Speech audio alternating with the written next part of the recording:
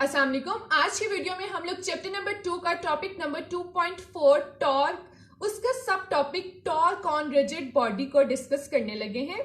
Basically हमने torque की definition को डिस्कस किया। Turning effect of a force is called torque. अब हम देखेंगे कि रिजिड बॉडी के ऊपर टॉर्क क्या है। टॉर्क ऑन रिजिड बॉडी, तो रिजिड बॉडी हमारे पास एक हार्ड बॉडी होती है, सॉलिड बॉडी होती है, ठीक है, जो टाइटली पैक्ड होती है। उस बॉडी को हम क्या कहते हैं? Hard solid body. ऐसी बॉडी है रिजिड बॉडी है, ठीक है। सबसे पहले हमें पता होना चाहिए कि टॉर्क एक फिजिकल क्वांटिटी है, ठीक है। All measurable quantities are called physical quantities. अब ये एक स्केलर क्वांटिटी है या वेक्टर क्वांटिटी है? तो टॉर्क क्या है? वेक्टर क्वांटिटी है, ठीक है। वेक्टर क्वांटिटी कैसी क्वांटिटी होती है? ठीक है, vector quantity is a physical quantity which is completely specified by magnitude and direction, ठीक है, जिसकी एक स्पेसिफिक मैग्नीट्यूड और डायरेक्शन हो, ठीक है। उसको टॉर्क क्या है? वेक्टर क्वांटिटी है, ठीक है। अब torque is the vector quantity, और टॉर्क क्या है? Vector product of position vector R, जिसको हम आर से रिप्रेजेंट करते हैं, एंड फोर्स एफ, ठीक है। अब हम लोगों ने ये बात कर ली टॉर्क की, तो अब हम टॉर्क को इस तरह से लिख सकते हैं। Torque is equals to position vector r, cross product है हमारे पास। Vector product means cross product with force, ठीक है, ये भी वेक्टर है। टॉर्क हमारे पास एक वेक्टर क्वांटिटी है, ठीक है। अब हम लोग इसका रोल देखते हैं कि टॉर्क ऑन रिजिड बॉडी हम किस तरह से डिस्कस करेंगे। तो हमारे पास एक यहाँ पर रिजिड बॉडी है, इसकी फिगर को मैंने यहाँ पे ड्रॉ कर लिया है। एक हमारे पास हार्ड सॉलिड बॉडी है, ठीक है। अब यहाँ पर मेरे पास एक फिक्स पॉइंट है जो है ओरिजिन है, ठीक है, जिसको मैंने ओ से रिप्रेजेंट किया है, और ये एक वेक्टर है जो है पोजीशन वेक्टर। पोजीशन वेक्टर कैसा वेक्टर है? Which gives the location of a particle with respect to the origin, ठीक है। ये हम लोगों ने बात की थी पोजीशन वेक्टर की, और उसको हम आर से रिप्रेजेंट करते हैं। अब यहाँ पर हम लोगों ने टॉर्क को डिस्कस करना है, torque on a rigid body. तो बेसिकली फोर्स भी है जो हम इस वेक्टर के यहाँ पर लगा रहे हैं, और वो फोर्स क्या है? पोजीशन वेक्टर के परपेंडिकुलर है। अगर मैं यही फोर्स इसके पैरेलल में लगा दूं, अगर मैं यहाँ पर फोर्स लगा दूं, तो इसके ऊपर टॉर्क प्रोड्यूस नहीं होगा, ठीक है। Line of action of force passes through the origin. अगर हमारे पास line of action of force जो है वो पास करेगी ओरिजिन से, तो जो टॉर्क है वो प्रोड्यूस नहीं होगा, ठीक है। No torque is produces.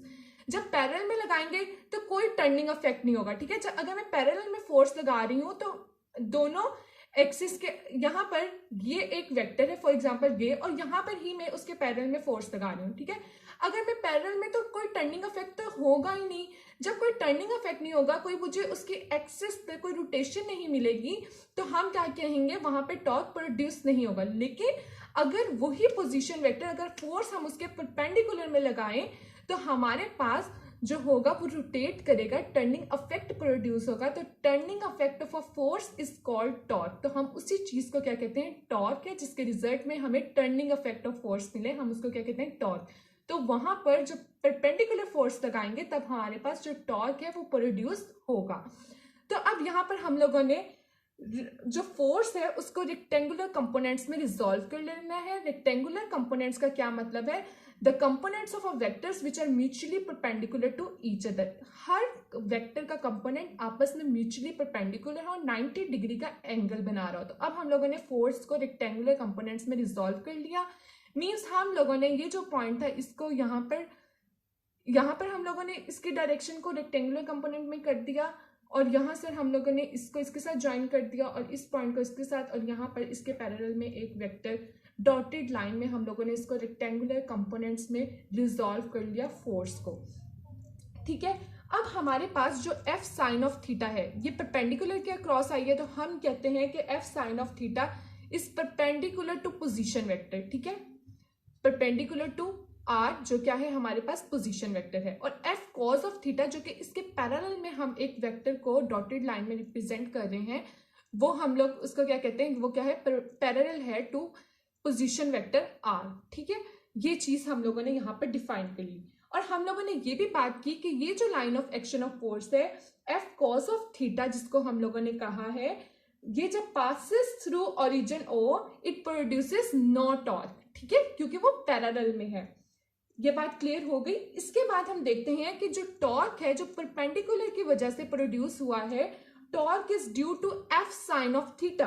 तो वहां पर हमारे पास मैक्सिमम वैल्यू होगी, वहां पर हम इस तरह से लिखेंगे, हमारे पास क्रॉस प्रोडक्ट है F cross product with R vector, ठीक है, ये बेसिकली हमारे पास क्या है, टॉर्क है।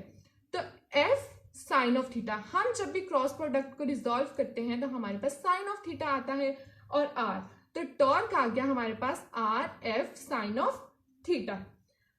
ये हम लोगों ने बात कर ली torque on a rigid body. अगर हम इसके अल्टरनेटिवली ही बात करें, इसके ऑपोजिट डायरेक्शन में ही बात करें कि अगर हमारे पास यहाँ पर अल्टरनेटिवली देखें, the moment arm is equal to the magnitude of component position vector R, जो कि हमारे पास किसके इक्वल है, पोजीशन वेक्टर आर के, perpendicular to the line of action of force, ठीक है। यहाँ पर भी हमारे पास रिजिड बॉडी है। अब हम यहाँ पर मोमेंट आर्म जो कि बेसिकली लेंथ है, ठीक है, अब यहाँ पर हमारे पास ये पोजीशन वेक्टर है आर, यहाँ पर हम लोगों ने फोर्स परपेंडिकुलर में अप्लाई हो रही है, ठीक है। हम लोगों ने अब यहाँ पर ये पोजीशन वेक्टर के ये चीज जो है ये परपेंडिकुलर है, मींस यहाँ पर ये पोजीशन वेक्टर के साथ जो एंगल है वो 90 डिग्री का बन रहा है, ठीक है। तो यहाँ पर हम क्या लिखेंगे, आर साइन ऑफ थीटा, यहाँ पर हमारे पास मैक्सिमम होगी, ठीक है। तो द मोमेंट आर्म जो हमारे पास है, मोमेंट आर्म जो एल है वो इक्वल्स है यहाँ पर आर साइन ऑफ थीटा के, ठीक है, is equal to the magnitude of the component r vector जो कि परपेंडिकुलर है to the line of action of force. ये the line of action of force है, ये इसके भी परपेंडिकुलर है, यहाँ पे 90 डिग्री का एंगल बन रहा है। ये line of action of force के क्या है, परपेंडिकुलर है। तो यहाँ पर हमारे पास क्या आ जाएगा, torque is equals to r sine of theta into F, ठीक है, और torque is equals to r F sine of theta. तो अगर मैं दोनों इक्वेशंस को लिखूं तो मेरे पास r F sine of theta यहाँ पर भी, तो 1 and 2 जो दोनों इक्वेशन है can be written as vector product. तो हम इन दोनों इक्वेशन को एज अ वेक्टर प्रोडक्ट इस तरह से लिख सकते हैं, मींस क्रॉस प्रोडक्ट। तो हमारे पास जो रिजल्ट आएगा वो आएगा R F sine of theta N cap, ठीक है। हम दोनों वेक्टर्स का क्रॉस प्रोडक्ट करते थे तो उसके परपेंडिकुलर में जो वेक्टर आता था हम उसको एन कैप से रिप्रेजेंट करते थे। और एन कैप क्या है, एक बेसिकली यूनिट वेक्टर है जो क्या है, परपेंडिकुलर है to the plane containing R vector and F vector. और यूनिट वेक्टर क्या है, it is used to represent the direction of vector, ठीक है, इसका पर्पस ये है यूनिट वेक्टर का, ठीक है। अब हमारे पास हम लोगों ने टॉर्क की बात कर रहे हैं, अब हम देखते हैं कि टॉर्क किस किस चीज पे डिपेंड करता है।